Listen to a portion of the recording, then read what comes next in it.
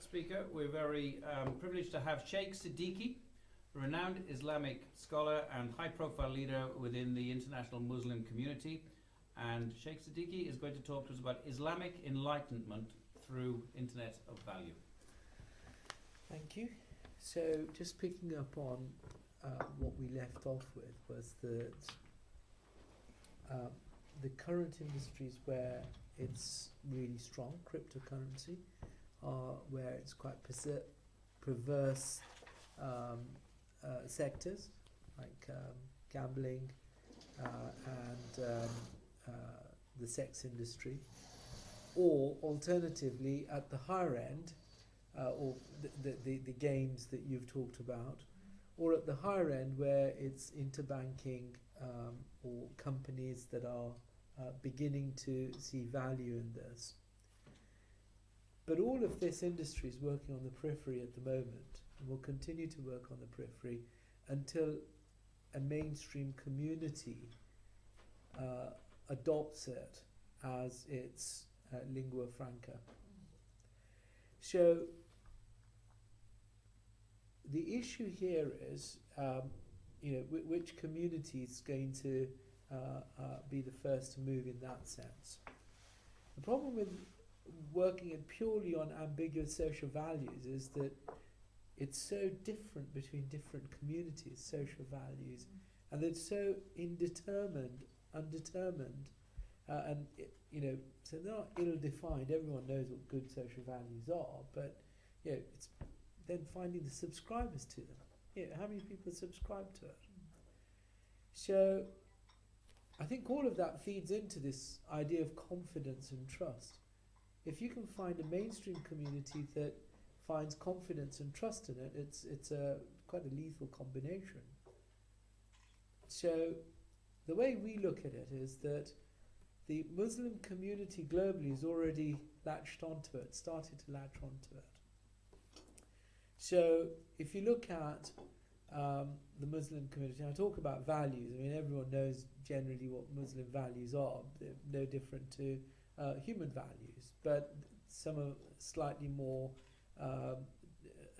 they're slightly different, and I'll talk about that in a moment. But just looking at the possibility of the market, already people have defined the accumulation of this community as a market as a $3.3 trillion market currently at the moment. In food, it's 650 billion. Pharmaceuticals, 525 billion. Cosmetics is 450 billion. And miscellaneous, including fashion, travel and media, is 675 billion. In finance alone, it's 1 trillion.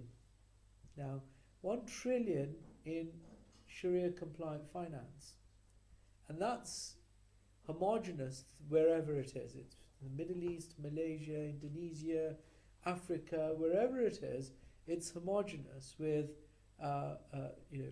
what is called Sharia compliant, halal finance. Now, in fact, the funny side of the story is that the uptakers of this is that actually even non-Muslims are subscribing to it because they realize that these values are quite conservative and risk-averse values.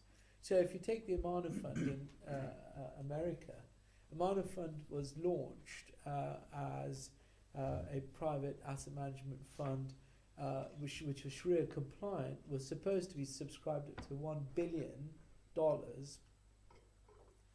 Currently it's running at $4 billion.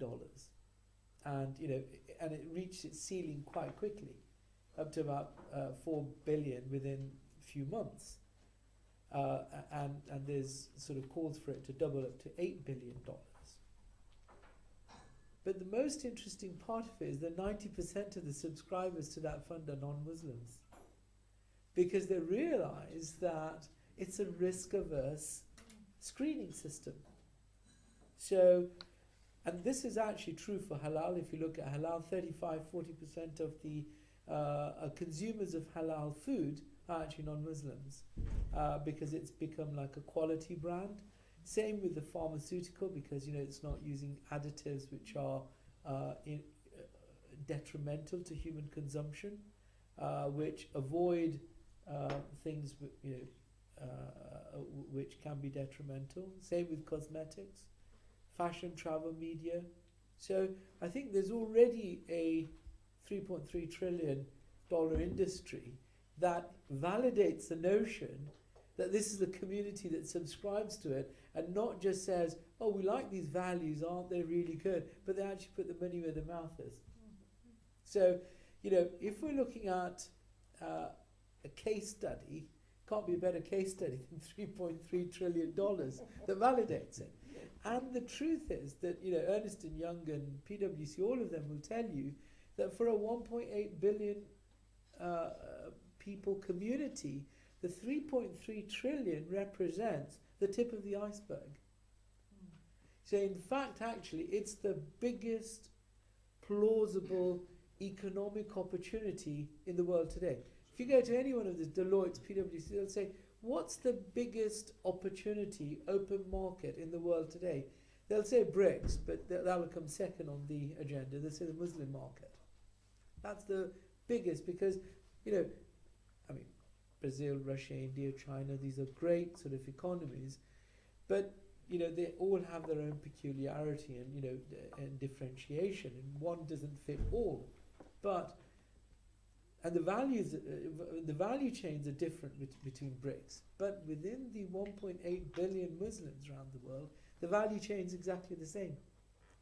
So they'll all pray, they'll all do certain things, etc., which, and the other interesting thing is there was a big study that took place which said that actually they're prepared to pay, there's a tolerance of 10% in terms of fiscal value as well. So this cup is $10 and the other one's $11.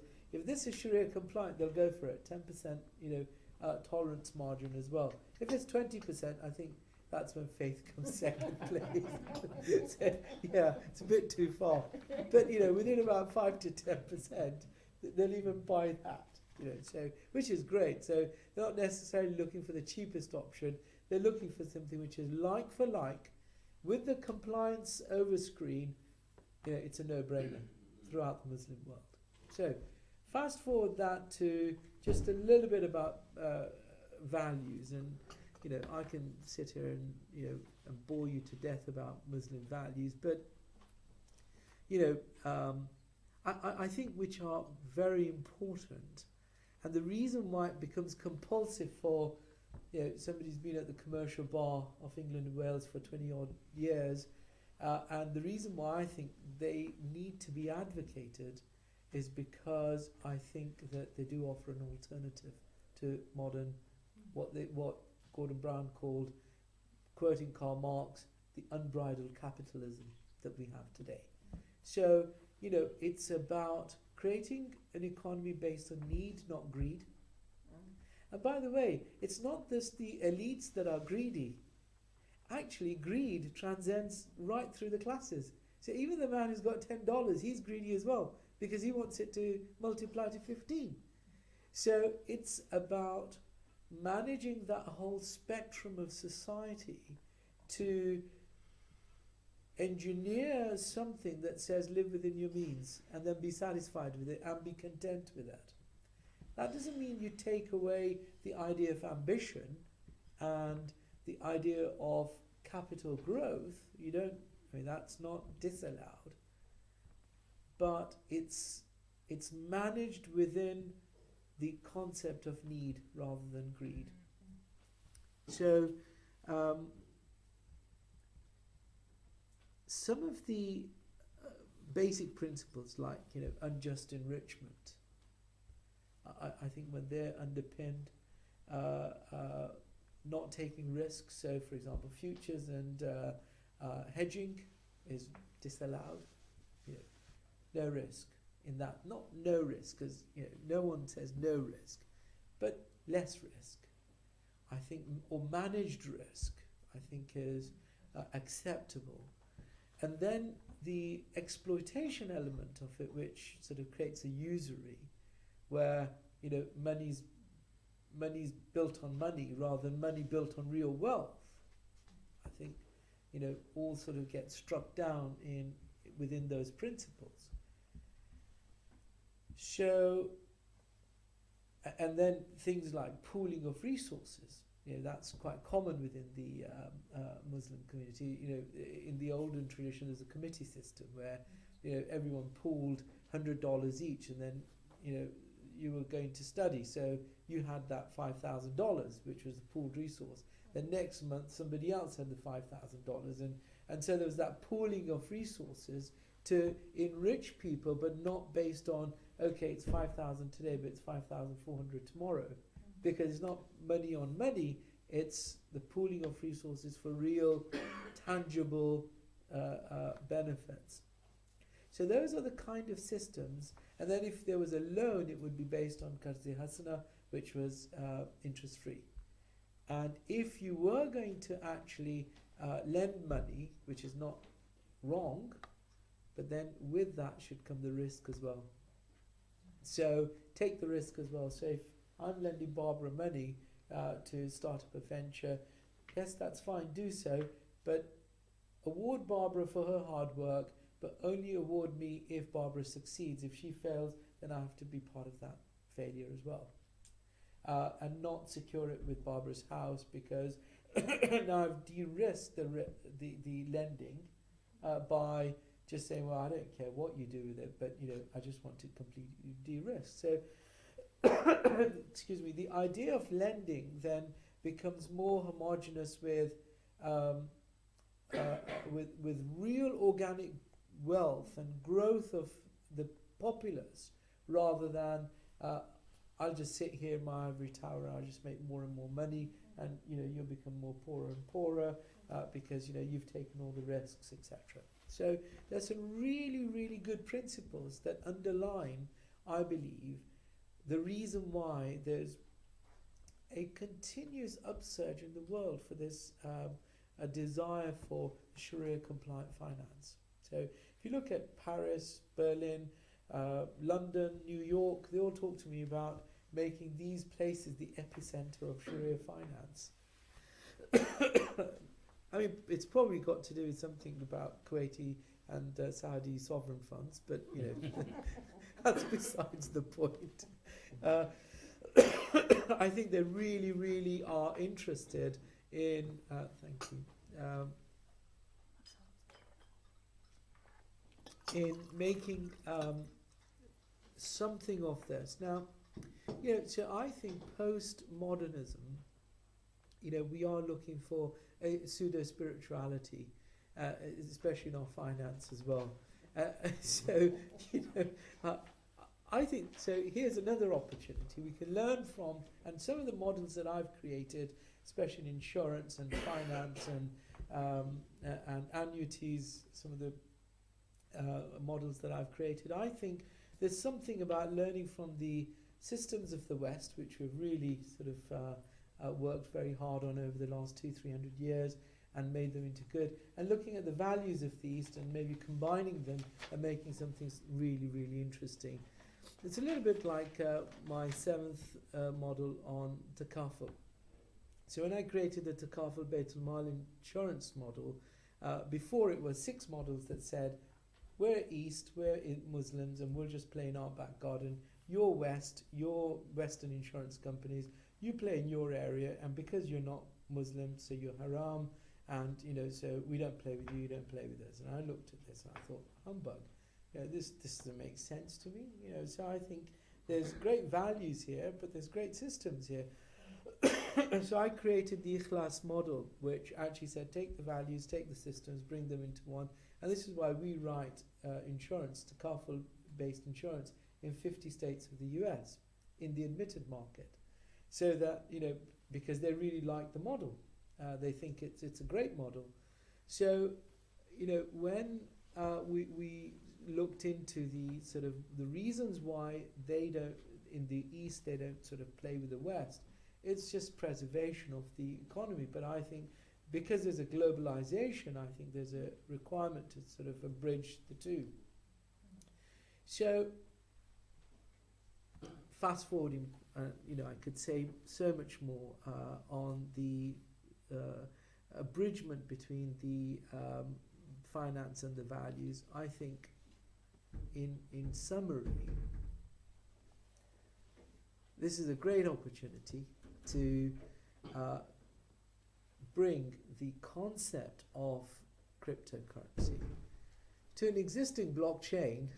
So it's the biggest blockchain in the world, essentially, which has already got a proven record. And so if you look at SGS, which is one of our partners in auditing, their biggest, in fact, in China, they audit all the companies in China, most of the companies, factories in China. They are able to now provide that blockchain audit and certification to all the businesses around the world. 180,000 employees and 18 billion turnover. So I think that blockchain already exists, that model already exists, that fraternity already exists. This would be probably the most exciting project I'll ever do or I'll ever engage with, if we can somehow bring that confidence of cryptocurrency into the Muslim community. Because the idea that you can transact globally with one another based on not just financial value, but also your social, ethical, religious value. So one of the key things that we're looking at is, people sat around the table, so based on your social ratio, your social spiritual ratio, there's a certain metrics that allows you to judge that there's 5 dentists or 4 grocers, and each one has a different ratio, and I can choose to shop with each one of them as I see fit. So there's a choice, but there's now an informed choice about greater affinity with each other. And that then moves beyond borders, because somebody in Germany would like to do business with somebody in UK, with somebody in Hong Kong, because of that greater affinity, which is already sort of clear and well defined. I think that's the key point here. It's already defined. The Sharia principles are 1400 years old, and they're not archaic. They actually apply to today's society. So because they're so well defined, there's sort of reams and reams of books of them that so clearly defines them, and people around the world subscribe to them. I think that this presents a really, really important opportunity. So one of the key things here, when you're looking at social ratio and its enrichment, one of the key things that I've resisted in this is to give it a tangible value. Because ultimately, the reward for your good or good deeds should be from God, not from people. But, if it doesn't give you a reward, it could give you benefits. So, for example, bulk shopping at Tesco could give you a 9% discount or 5% discount, or with Aldi or with Lidl, with this blockchain. But depending on your ratio would actually determine whether you get the 5% or a 2% discount. Now, if you got the 2% discount, actually, now you're really contributing, because although I'm not so good person, but 3% of that discount is going to my local community. So it's now an opportunity to redeem myself. So that 3% of that discount is now being spent, although I'm not the recipient of it, but now it's being spent into my community. So therefore, that's also now building my social ratings, and it's engineering that more and more. So, no one's born evil, they become evil. No one's born bad, it's the circumstances that they are born in. And I'm guessing that if you sort of are born in, Aleppo today, and you don't know how to use a gun, you're going to be in a very, very precarious situation. But, if you're born in, Coventry, where I grew up, and you don't know how to use a gun, you can be excused, because there's no need for one. So you are governed by your circumstances and your surroundings. And I think the problem is, and this actually feeds into the counter-radicalization, which, one of the big threats to cryptocurrency is, how established fiat currencies and their governance will react to it. But I think if we sort of embed a social ratio I think that feeds into counter-radicalization, counter-extremism around the world, and I think that sort of, if it's feeding good with good, I think that would buy in from the Western powers as well, because they will see that this is an opportunity to actually bring that into a homogeneous forum. So I think that with trust and confidence, there's another word that I think is really, really missing from all of this, which will determine which blockchain moves into the mainstream, and that's called reason. I think there has to be a reason behind why people, choose to buy bitcoins, choose to buy this. There has to be a reason behind it, and I don't think that the reason behind it's simply going to be because it's lingua franca. I think if they're given a reason, and that reason is the social values, or social spiritual values that sit behind it, it's a proven and it works. It's 3.3 trillion. There's absolutely no reason why that couldn't be the 4.3 trillion very, very quickly. Within 3 to 5 years, I totally agree. It can work very, very well with the right kind of support and education behind it. And just to finish off, are we looking at a third world that's really, really uneducated and they're behind the times? Yes, we are. 1.8 billion don't live in Europe. Only 50 million live in Europe. But I tell you what, the statistics say that 1.2 billion of them are mobile phone users. They use Android, and when I take my phone into the third world, they think I've taken it out of Captain Caveman's book. So what kind of phone do you have? I mean, these guys in Africa, Asia, everywhere, they are using the latest Android phones, and they know how to use its apps much, much better than I could ever, because that's how they're surviving in those countries. 1.2 billion mobile phone users, and from that 1.8 billion, guess what? 900 million of them are under the age of 25. So it's not an aging population, it's a very young population that can easily adapt to this and can grow with this concept, rather than an old horse like me trying to spend 2 hours trying to buy a Bitcoin. These guys will be able to buy it within minutes, seconds, because they can adapt very easily. So I think that this is really a huge opportunity for me to be involved in this sector of cryptocurrency with the blockchain that we have, and I'm really excited about it. Okay, thank you very much indeed. Wonderful prospect. A bridge between finance and values, and a bridge between the East, Islam, and the West. That must be a goal worth pursuing. Yeah, indeed. Any questions, comments, observations? Yeah, so very intriguing, very interesting. So I was thinking when you were speaking about the long tail. So one of the reasons for the success of the web on the internet is the long tail.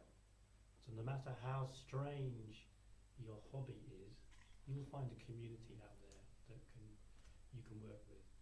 And the internet itself and the web mostly does not embody any specific values, but more allows communities to add their values to a more or less neutral infrastructure. So if we're thinking about a currency for the Muslim world, because like all great religions, there are different flavors.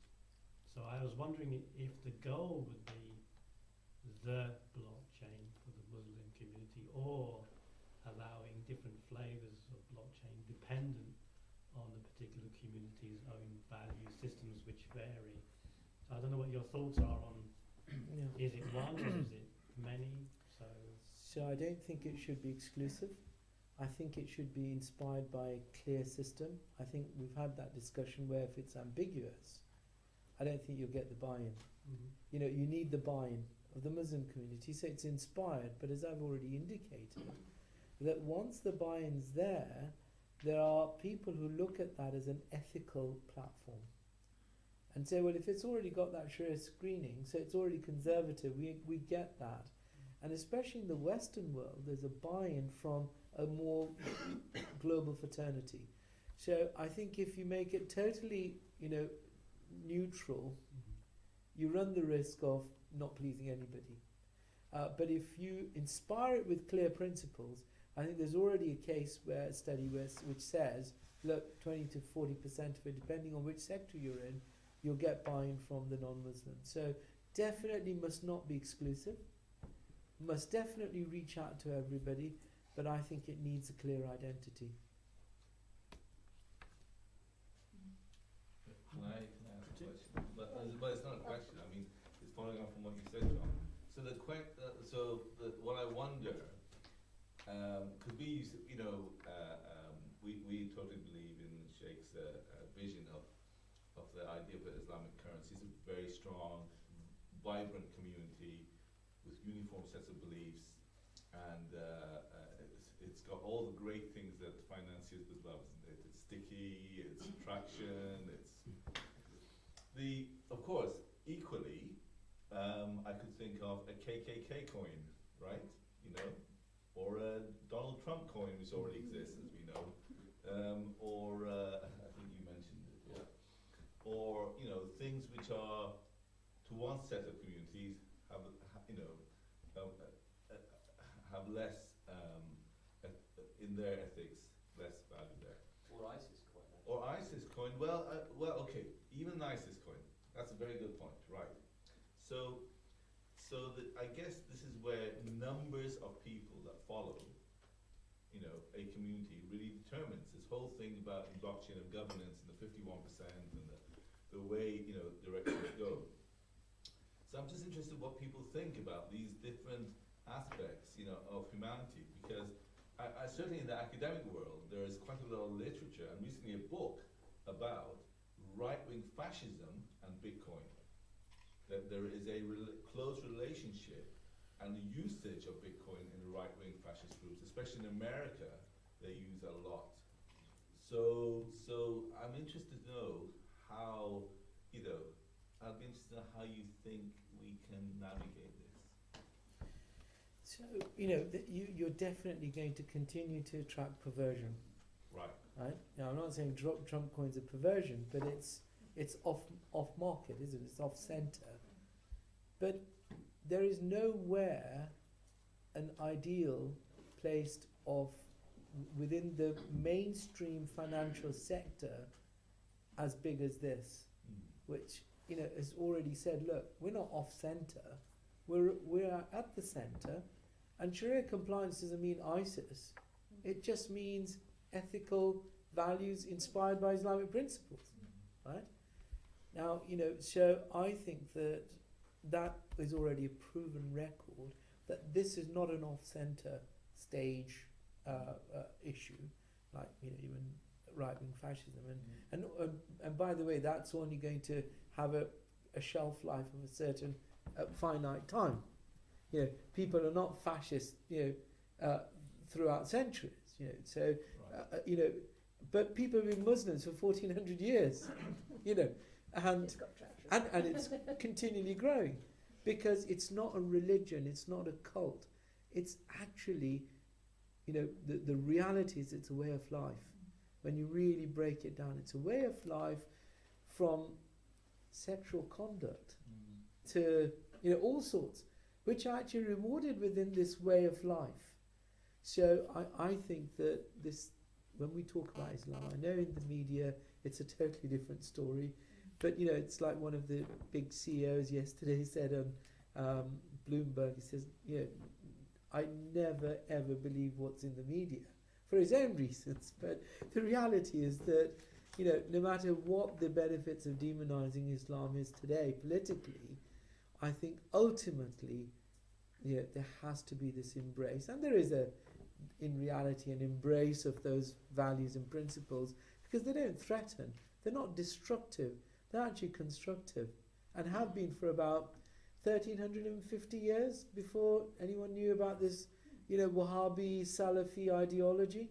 So this is only a recent construct of destruction, but there's been a 1350 years good proven track record of construction of society, civilization, which I think will not take this away from mainstream center human existence, and anybody that sort of flavours this with something that's perverse or fascist or whatever, you know, and says, well, this is going to be another one of them. I don't think so. I think this is definitely here to stay centre stage. So, I think. Sorry. Yeah. Interesting. I was just going to say, I found that whole dialogue uplifting, especially in today's climate. I really think that there is something that would attract all faiths, not just Muslim, because of the spirituality, value-based, and a lot of people are now seeking that. And so I can see it really being a force for good, and the counter-terrorism will obviously a bit come in. But the spin-off, in Bristol we have a Bristol pound, which you know is almost like a bit of fun. But you could start to see how something that would be technology-driven could also start to focus in on communities, because we have a lot of disenfranchised people in communities, and how do we spread that and have some social mobility based on social value. So I see a real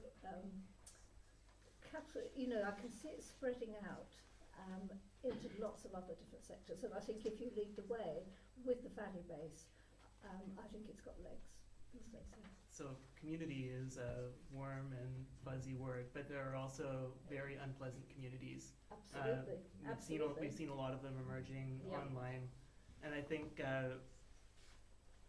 this is a way for those communities to sort of develop their own set of values, and or align the values. to enforce and to track people's adherence to those values as they move about the internet or through their daily lives. So I think there's incredible possibility to strengthen global communities in a positive way, but we also have to be very aware of these hate groups using the same technology to enforce their message. Yes, but they're only a minority within those communities. They are a minority, but around the world there is a lot of them, and using this sort of technology, they can really strengthen their own communities, which is a threat. So I've had that discussion in Washington, where, you know, that's definitely true. Let's just take the Muslim community, where there are strengthened narrow groups which are continually emerging throughout the world. You know, take Somalia, take, you know, Nigeria. They were never there before. I mean, what's the genesis of it? That's a totally different story. We don't need to sort of, that's not for today. But the fact is, that's where they are, and they're very, very strong. But, you know, the problem here is, and this is, you know, the message I've been hammering for the last 20 odd years, the problem isn't about countering that narrative. The moment you start countering that narrative, then you're giving credence to that narrative. What you need to do is to offer an alternative narrative. And that's what I've been preaching for the last 20 years to politicians who don't get it. You know, they just, you know, they don't understand that, because the point is that, oh, I want to be a Muslim, so I'll go online and I'll find a community. Oh, that's a community because there's a strong community. But, you know, we haven't presented the alternative. So I want to be a good Muslim. Is there a forum that I can go and be a good Muslim and end up not destroying anything? Yes, there are. But, you know, I have to find it. I have to be not just as vociferous, but even more so attractive. And, you know, then I think we can have a real game. Today we have no game, because the only show in town are those groups. Mm-hmm. So the point about this is, and this is where I think some of the doves in Washington and London and Paris may start to get now, after 20 years, what I've been saying, that we need to put another show in town. And cryptocurrency could be that other show in town, to be fair. Because now you're saying, look, you don't have to, when you're thinking about citizenship, it's not contradictory to be British Muslim, American Muslim. You can be a really devout Muslim in America and still respect local values as well. And that narrative has been totally, you know, disseminated, totally dismissed. So I think that, for me, the opportunity is actually more philosophical as well, than anything else. Yeah. You made a Very comment interesting. earlier on about value systems, values of humanity, but different interpretations or different elements to it. Any comment you want to make on that in terms of how you perceive those, possibly between the West and the East or Islam, and the misunderstandings that may have created? Yeah, so I've always worked on the minimum benchmark of morality. So, you know, when I sit with anybody, I'll sit with them and I'll say, look, you know, we may have different interpretations, you know, Chinese, English, you know, whatever. But there has to be a minimum benchmark that we can all sign up to and say, look, no one's going to disagree with the notion of honesty. Yeah, no matter who you are, you're not going to disagree with the idea that, you know, to be honest is to be good. So, you know, let's not bring scripture into this, but, you know, if it's inspired by an Islamic principle of honesty in finance, then let's be inspired by that and let's bring that through into the value chain. But so if we look at the minimum benchmark, I think there's enough fodder there for us to be getting on with, rather than looking at what the nuances are on the periphery. And those diversifications, I believe, are actually on the periphery rather than in the mainstream of those values. There is a minimum benchmark that literally everybody on the planet could sign up to. Any other thoughts, comments, questions? Well, if you take something that's slightly more controversial about the way people interpret moral values, let's say vegetarianism. Now, Islam has rulings about meat eating and meat consumption, but let's say, I mean, I was playing around with the idea of perhaps a veggie coin, and the rollout would be that, well, you know, currently we have a sort of see no evil, hear no evil, speak no evil relationship to currencies. So I have £1 in my pocket, I buy some shoelaces, something entirely unrelated to the meat industry.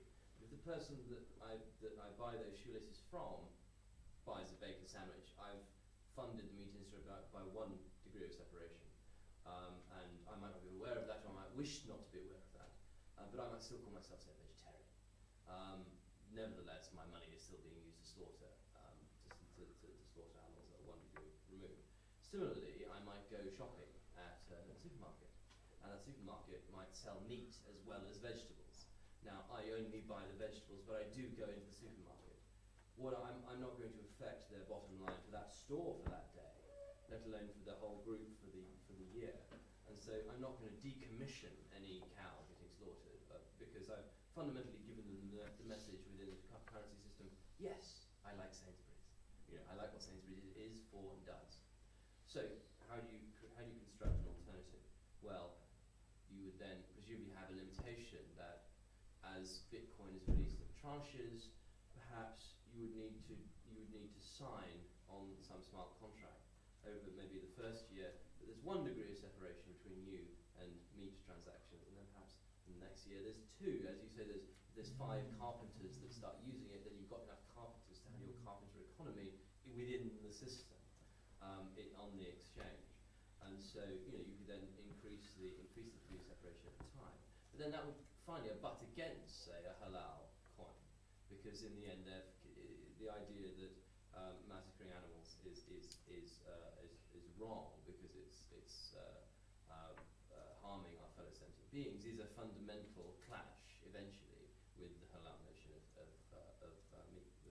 meat industry, and with a sort of unconstrained capitalist view of the meat industry as well, which is everything is fine. And so there's the ritual version, there's the sort of unconstrained version, and there's the prohibition, and those are absolute alternatives. So how would that be negotiated once those come in? Yeah, I think, you know, the idea behind this is not to clone people and to bring the lowest benchmark and say, guys, this is where we live. I think that would be too idealistic. You know, look, no one's going to agree. Even brothers don't agree with each other. Even twins don't agree with each other on everything. So I think the key thing is that there is a minimum benchmark that I think needs to be celebrated and communalized Yeah, which I think is important because there isn't anything of like that around the world today. So a veggie coin for me, as a Muslim, I should really subscribe to that because it may not be the value that I'm looking for, but it's nearly the value I'm looking for, right?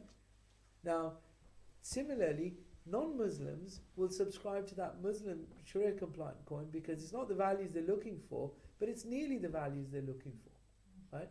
So I think, rather than just the one removed, two removed, I think there will be a more affinitization of not, okay, we don't totally agree with each other, but we nearly agree with each other. And by the way, if you look at the Muslim community, that's not one community. It's so diverse in terms of its consumption, in terms of its thinking, in terms of some of its values, social values as well. So I think it's, even within the Muslim community, it's very difficult to have that.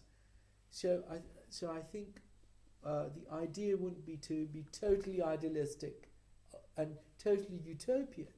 I think the idea would be, this is going to be an evolution, and somewhere along the line, we're nearly going to be affinitized with each other, not totally, and that would be a good thing. Yeah. I think it's really interesting that there's a two-way flow created here too. It's not just that you're certain you're supporting the values you want to, which is a good thing, but other people can also see that you have supported those values. So you're kind of you're demonstrating your adherence to these principles and what you stand for, which is really transformative, I think. Shared values. Yeah.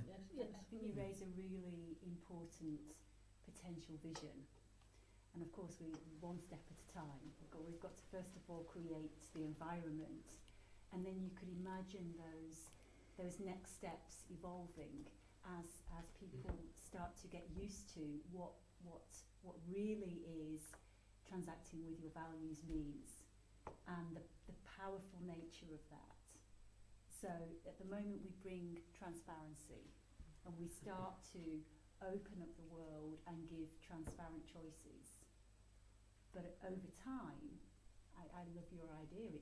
It's a great concept where you can dictate perhaps where things can go and how things could be restricted. It's a wonderful idea. And just to add on to that, I think there's an opportunity here not for communities as to how they intermingle with each other, but I think about self-evaluation as well. So, for example, a person is rewarded for fasting, not feasting, in the month of Ramadan. And actually, if you look at global food consumption in these Muslim countries, it's actually feasting in that month because it's a 250% increase in consumption of food. Whereas actually the fasting should have been less consumption. But it's human nature. Just empty the shelves of the supermarket because I need to store it in the evening. So I think there's an introspective aspect to this, which can very easily be engineered to help communities, not just with each other, but within themselves as well. And I think that's a huge opportunity. People like hiding behind money, because money is a universal means of exchange. And from a circular economy, okay, I don't need to swap carrots for apples and apples for carrots. When we have the paired desires, we can liquidate into a medium of exchange. That's fine, but it also obscures, as we say, the social transactions that occur behind that money, and where it goes before and after it's in my possession, and what the value flows are of that chain. And of course, we now have the potential to track and trace and log and analyse and reflect upon the kinds of chains of value that we would wish to see existing, and we can then act. We can vote with our feet in terms of subscribing to those only those chains that we see as viable or valid, and that's a great potential for people to take control of their own principles. Actually to have principles. I mean, the blockchain revolution is one where we probably this year. You know, before we had history recorded by people, which is not recorded history. That's a distillation or a summary or a précis. And now we've got actual recorded history that we can log. And so we don't need to have to filter any longer. We can just look at the raw data. And as the blockchain takes off, this is the direction we're heading in. But no, so you can then